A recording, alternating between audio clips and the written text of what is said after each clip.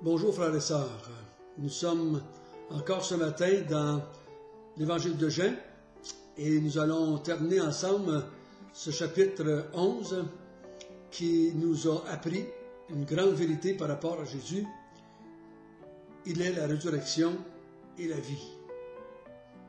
Donc c'est ce que nous allons terminer ce matin en regardant la réaction que ce miracle a eue sur la foule immédiate qui était là et qui a assisté à ce miracle et les autres qui en ont entendu parler.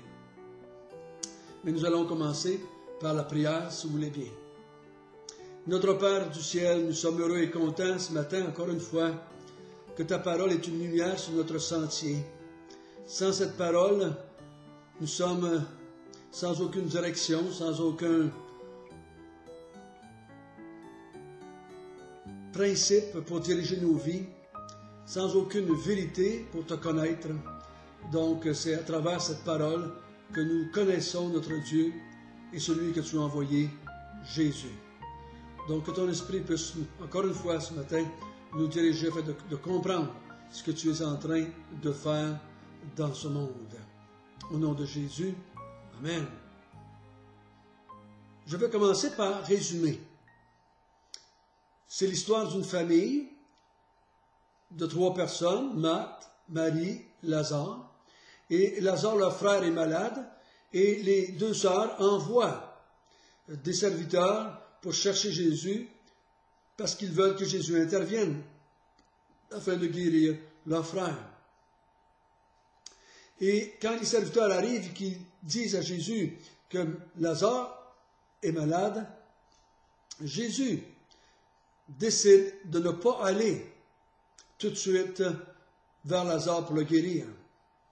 Il dit, cette maladie n'est point à la mort, mais elle va servir. Elle va servir à glorifier Dieu et à glorifier celui que Dieu a envoyé, Jésus.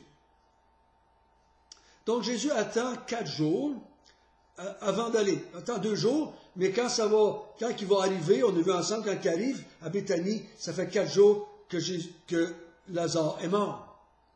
On a vu ensemble que Jésus a comme but premier, non pas le bien-être des êtres humains, mais la gloire de Dieu.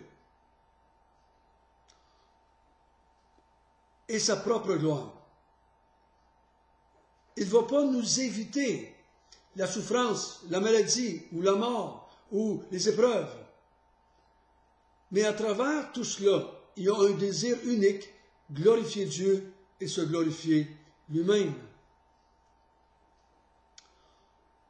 On a vu ensemble que, après qu'il ait attendu 2 jours, il monte à Béthanie, et il est rendu à Béthanie, là il va rencontrer Marthe et Marie, et Marthe et Marie expriment leur foi. Ils ont une foi en Jésus, mais le contenu de leur foi n'est pas complet. Il fait défaut, cette foi-là. Ils ont besoin de comprendre plus qui est Jésus, quel est son but à venir sur la terre. Donc, ils expriment leur foi en Jésus, mais Jésus dit, je vais vous emmener plus loin. Et c'est là qu'il va déclarer à Marthe et Marie, je suis la résurrection et la vie. Celui qui croit en moi ne mourra jamais. Mais s'il meurt, il continuera à vivre. À première vue, ça nous semble contradictoire. Mais c'est parce que Jésus parle de 2 sortes de mort et de 2 sortes de vie. Celui qui croit en lui ne mourra jamais, spirituellement parlant. Mais celui qui meurt, physiquement parlant, continue à vivre, spirituellement parlant. Donc, il n'y a pas de contradiction, mais il faut comprendre que Jésus veut emmener Marthe et Marie, et la foule qui est là, veut les emmener à voir le côté spirituel de l'événement, et non pas seulement le côté physique. C'est la tendance. La multitude qui n'a pas vu le côté spirituel des miracles de Jésus, la raison spirituelle derrière tout cela, finalement, vont crier « Crucifie-le ». Ils n'auront pas compris. Ils ne vont jamais se convertir. Ceux qui n'ont pas compris, derrière le miracle des pains, de la multiplication des pains, qu'ils n'ont pas compris que Jésus était le pain de vie. À la fin du chapitre 6, c'est une grande foule, une grande partie de ses disciples l'abandonnent pour ne plus jamais venir avec lui. Ils ne comprennent pas. Donc Jésus, on a vu, a ressuscité Lazare afin que Marie voie la gloire de Dieu, afin que Marthe voie la gloire de Dieu, afin que la foule voie la gloire de Dieu et qu'il croie que lui est l'envoyé de Dieu. Si lui est l'envoyé de Dieu, lui est glorifié et Dieu qui l'a envoyé est aussi glorifié. Et ce matin, nous sommes rendus à la réaction de cela. Qu'est-ce qui se passe maintenant suite à cela? On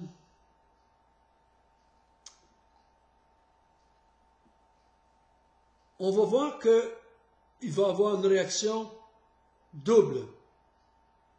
Une vers la vie et l'autre vers la mort.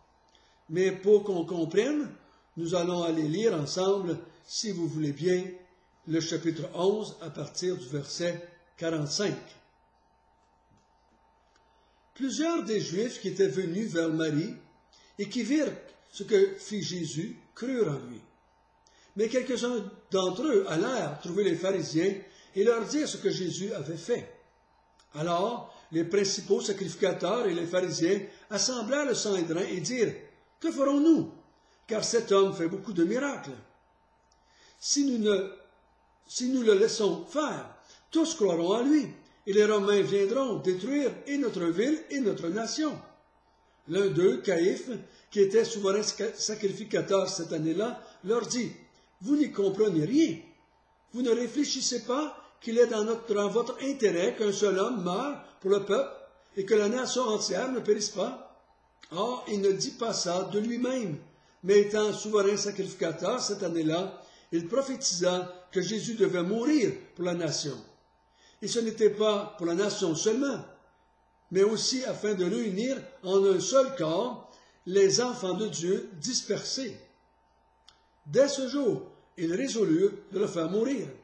C'est pourquoi Jésus ne se montra plus ouvertement parmi les Juifs, mais il se retira dans la contrée voisine du désert, dans une ville appelée Éphraïm, et là, il demeurait avec ses disciples. La Pâque des Juifs était proche, et beaucoup de gens du pays montèrent à Jérusalem, avant la Pâque, pour se purifier. Ils cherchaient Jésus, et ils se disaient les uns aux autres dans le temple, que vous ensemble, ne viendra-t-il pas à la fête? Or, les principaux sacrificateurs et les pharisiens avaient donné l'ordre que si quelqu'un savait où il était, il le déclare afin qu'on se saisisse de lui.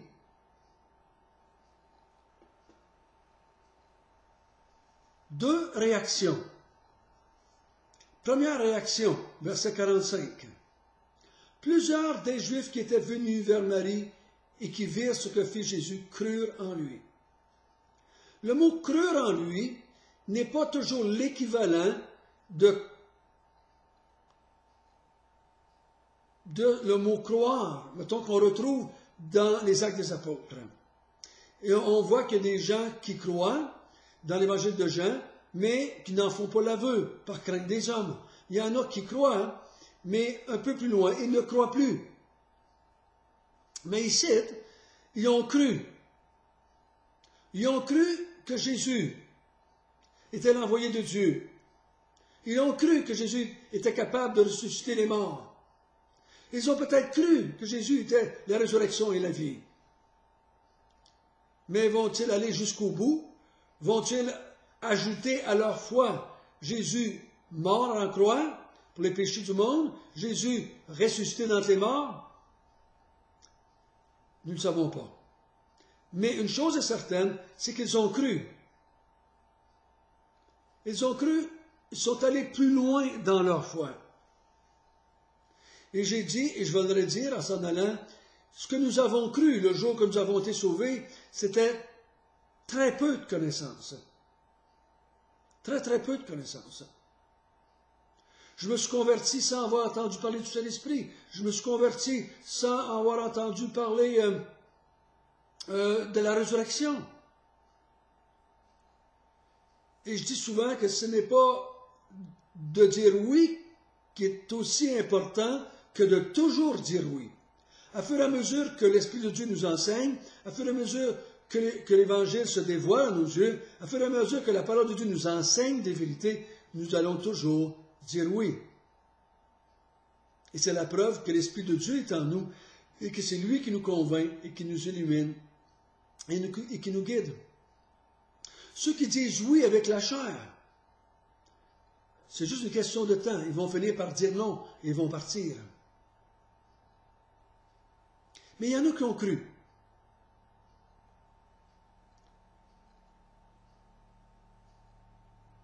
Comme j'ai rencontré aussi des gens à qui j'ai témoigné qui ont cru. Mais après un certain temps, on leur annonçant autre chose, ils ne croyaient plus. Et ainsi se manifestait leur incrédulité. Ainsi se manifestait que la foi qu'ils avaient n'était pas de Dieu, mais une foi, je dirais, humaine. Et la plus grande partie du texte qu'on a lu parle de ceux qui n'ont pas cru. Mais quelques-uns d'entre eux allèrent trouver les pharisiens et leur dire ce que Jésus avait fait. Il y en a d'entre eux qui n'ont pas cru. Et là, les pharisiens, en entendant cela, vont réagir. Au verset 47, il semble croire que Jésus fait des miracles. Il dit, cet homme fait beaucoup de miracles. Il voit les miracles, mais les miracles ne sont pas suffisants pour amener à la foi qui sauve. La foi qui sauve est un don de Dieu. La foi qui sauve vient du fait qu'on a reçu cet esprit qui nous a convaincus, qui nous a fait naître de nouveau. Ces gens-là croient que Jésus fait des miracles, mais ils ne veulent pas suivre celui qui a fait les miracles. Ils ne veulent pas croire celui qui a fait les miracles. Ils ne veulent pas se soumettre à celui qui fait les miracles. Et là, il dit, si nous le laissons faire, les Romains vont venir, ils vont détruire notre nation, ils vont détruire notre ville. Donc, ils sont plus soucieux de leur bien-être matériel et physique et terrestre que leur bien-être spirituel. Il y a quelqu'un dans leur milieu qui fait des miracles, et qui enseigne la parole de Dieu et qui veut conduire les gens auprès de Dieu, mais ils ne croient pas à cela. Ils sont plus soucieux de sauver leur peau que de sauver leur âme.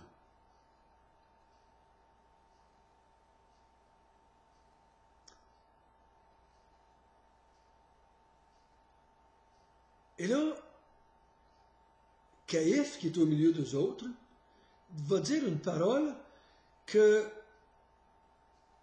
si Jean ne l'avait pas interprétée, inspirée du Saint-Esprit, on pourrait penser que Caïphe, il fait juste lui aussi sauver sa peau et sauver le peuple. Il dit, c'est dans l'intérêt du peuple que cet homme-là meurt, afin que la ville et le pays ne soient pas détruits. Vaut mieux d'en faire mourir un qu'un que d'en faire mourir plusieurs. Mais Jean interprète cela, poussé par l'Esprit de Dieu, et il dit, ce que cet homme vient de dire, ça ne vient pas de lui. Ça vient de Dieu, c'est une prophétie qui parle au sujet de Jésus et qui dit quoi?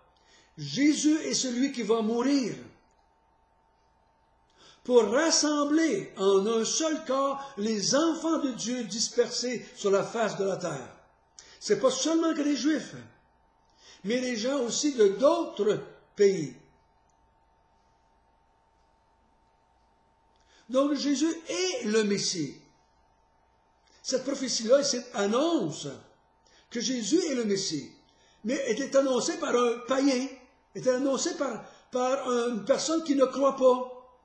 Dieu peut se servir de n'importe qui pour amener une vérité. J'ai vu des hommes et des femmes se convertir au Seigneur par des gens qui leur ont amené la parole, et ces gens-là n'ont jamais été convertis. Ils venaient à l'église, mais quelques temps après sont partis. Et les autres qui sont venus au Seigneur sont restés à l'église jusqu'à ce jour. Donc Dieu peut utiliser des païens. Dieu peut utiliser de la matière comme une Bible qui est juste du papier. Du papier qui dit la vérité. Dieu peut utiliser un radio, une télévision qui va dire la vérité. Et les gens vont se convertir. Ce n'est pas celui qui dit la vérité qui est important, mais la vérité que l'Esprit de Dieu utilise pour sauver les vies. Ici, l'Esprit Saint a utilisé un homme non sauvé pour dire une grande vérité au sujet de Jésus. C'est lui le Messie qui devait venir. C'est lui qui va rassembler le peuple de Dieu ou tous les enfants de Dieu qui sont dispersés parmi les Juifs et parmi les nations autour. Donc, à partir de ce moment-là, ils veulent le faire mourir. À partir de ce moment-là, ils avertissent le peuple qu'ils doivent dénoncer Jésus. Ils vont mettre une pression très forte.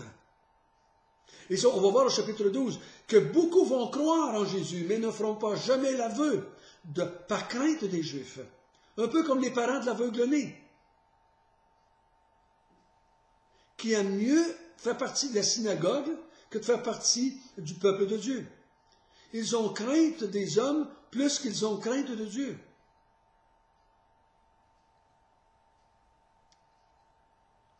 Donc le Seigneur nous montre qu'il va y avoir deux réactions à l'enseignement de la parole.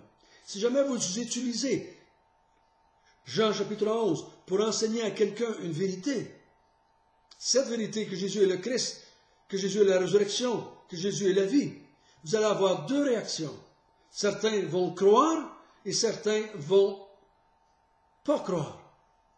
Même quand Jésus les a dit, même quand Jésus était l'évangéliste ou celui qui annonçait l'évangile, il y a toujours eu la même réaction. Il y en a qui croient, il y en a qui ne croient pas. C'est la même chose pour nous. Il y en a qui croient et il y en a qui ne croient pas quand on enseigne. Ce n'est pas qu'on est des bons ou des moins bons évangélistes. Ce n'est pas qu'on est des bons ou des moins bons chrétiens. C'est juste que des gens qui croient et des gens qui ne croient pas.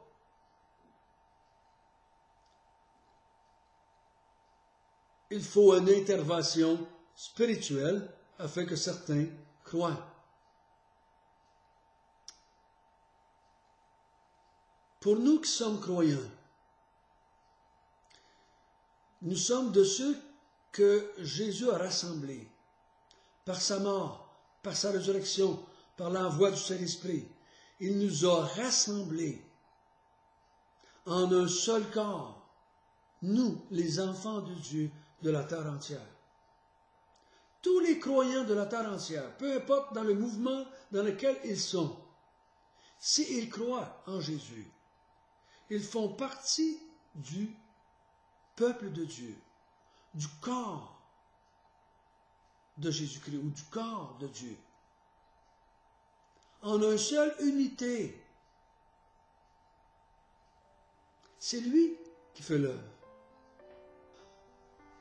Prions ensemble. Notre Père du ciel, nous te remercions que tu as envoyé Jésus afin qu'il puisse nous ressusciter d'entre les morts, spirituellement parlant. Et ultimement, tu vas nous ressusciter aussi physiquement, afin que nous puissions vivre avec tous les autres, de toutes les races, de toutes les nations de la terre, dans les nouveaux cieux, nouvelles terres, afin de pouvoir te glorifier et te servir. C'est par ta mort que tu as racheté. Nous voyons cela dans l'Apocalypse, chapitre 7. Tu as racheté de toutes les nations du monde, des hommes et des femmes. Et tu as formé un seul corps, une seule entité, un seul peuple. Nous, on est tous dans nos petits coins avec nos petits noms, nos petites bannières, croyant que dans notre petit groupe, on est mieux que dans l'autre groupe. Mais tous ceux que tu as sauvés par ta mort, et que tu as appelés, et que tu as fait naître de nouveau, et que tu as donné la foi et la repentance, et le don du Saint-Esprit, forment un tout, sous ta bannière. C'est toi qui es la tête du corps. Et nous te glorifions pour nous avoir unis. Merci d'avoir ouvert nos yeux afin qu'on comprenne ces grandes vérités. Et c'est au nom de celui que tu as envoyé que nous te prions. Amen.